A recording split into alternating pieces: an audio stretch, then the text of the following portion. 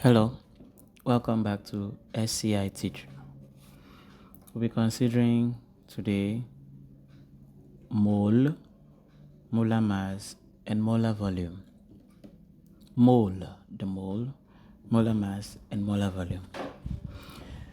Now, chemical reactions take place between individual particles, and these particles can be atoms, molecules, or ions.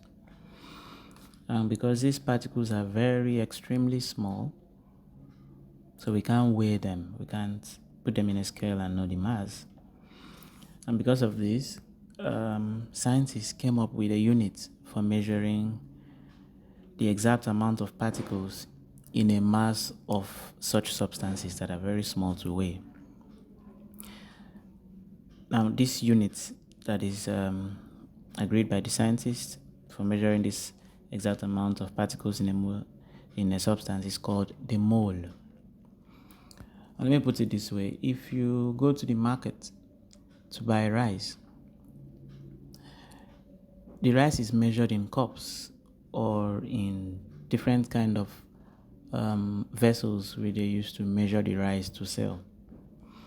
They don't sell the grains of rice, right? They sell it in cups or something else.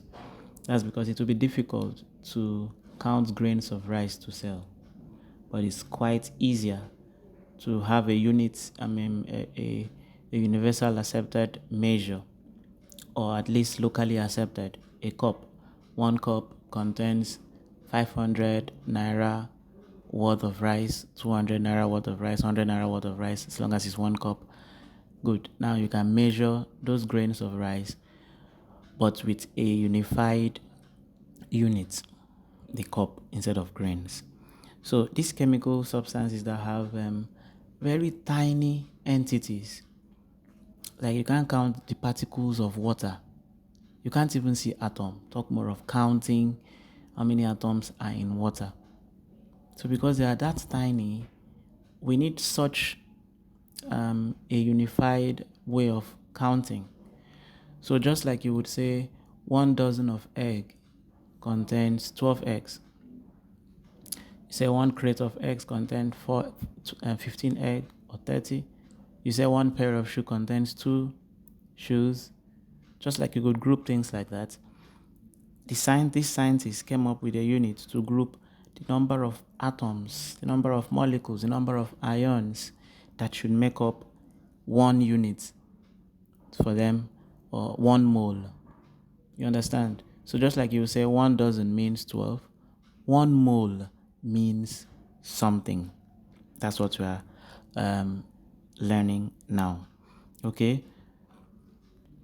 So a mole in chemistry is a standard scientific unit for measuring large quantities of very small entities, such as atoms, molecules, ions, or other specified particles.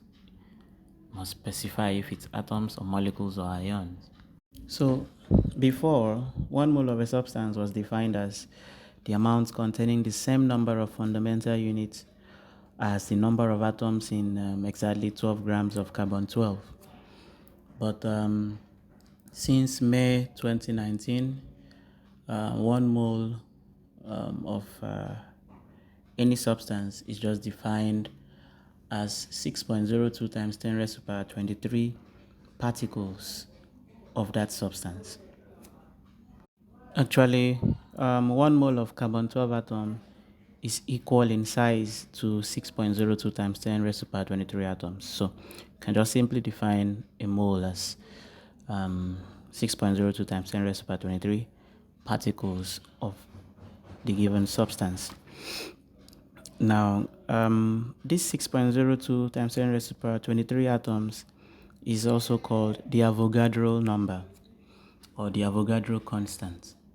I'll tell you why. An Italian physicist, as Amedeo Avogadro, proposed that equal volumes of gases under the same condition contain the same number of molecules. So this hypothesis proved very useful in determining atomic and molecular weights which led to the concept of the mole. So that's why the value 6.02 times 10 raised to the power 23 is called Avogadro number, just to associate it to Amedio Avogadro, whose hypothesis helped in determining the mole. Okay, so we are saying that 1 mole of any substance, whether the substance is a liquid or solid or gas, as long as it's anything, 1 mole of it will be equal to 6.02 times 10 raised to the power 23 particles of that substance. Just like 1 cup of rice may contain, if you want to count the number of grains of rice in 1 cup of rice, if you find that it's up to 15,000 grains of rice, then you'll be saying 1 cup of rice is equal to 15,000 grains of rice. The same way, we are saying 1 mole of any substance, be it solid or liquid or gas, is equal to 6.02 times 10 raised to the power 23 particles of that substance. Okay, so that will mean that 1 mole of oxygen contains 6.02 times 10 raised to the power 23 atoms of oxygen. The same thing as nitrogen, the same thing as water, or any substance at all. Okay, so with that, if you want to find the number of moles, you say the number of particles all over 6.02 times 10 raised to the power 23. Remember, I said you must specify if it's an ion or molecule or atom when you are saying 1 mole of something. We will say 1 mole of carbon, it means that carbon is an atom. But if we say 1 mole of chloride, we are trying to say 1 mole of chloride ion. Okay, if you say 1 mole of HCl, HCl is now a molecule because it's made up of 2 atoms. Then we're not saying 1 mole of HCl atom, we're saying 1 mole of HCl molecule. So you should be able to specify the type of particle you're talking about. All right, now molar mass of the mass of 1 mole of a substance is called the molar mass of that substance. So the molar mass is the mass of 1 mole of a substance, but expressed in grams. So if the mass of a substance was 10, then the molar mass is 10 grams. The same value, but molar mass is expressed in grams. So say the mass of oxygen is 16, of course. So the molar mass of oxygen is 16 grams. Okay, that's 1 mole of oxygen is 16 grams. The molar mass is used to convert grams of a substance to moles. All right? Now, solids are measured by their masses, whereas liquids and gases are measured using their volumes. Now, liquids are sometimes measured using their masses, like the size, but gases can only be measured using their volumes. Now, we know that 1 mole of any substance, be it solid or liquid or gas, contains 6.02 times 10 raised to the power 23 atoms of that substance. But if the substance is a gas, then the volume occupied by 1 mole of that gas is called the molar volume. Okay, so I'm saying we say 1 mole of any substance, be it solid, liquid, or gas, contains 6.02 times 10 raised to the power 23 particles of that substance. But if that substance is a gas, gas expands and fills up containers. So if it's a gas, then 1 mole, which contains 6.02 times 10 raised to the power 23 particles of that gas, can fill up a space, can take up a space called the molar volume. Okay? So 1 mole of any gas will occupy a space called molar volume, and the molar volume of any substance is 22.4 dm cube, 22.4 liters. So what I'm saying is that 1 mole of a gas, because gas is measured in volume, 1 mole of a gas can fill up a space of 22.4 liters, or 22.4 dm cube. That's what I'm trying to say.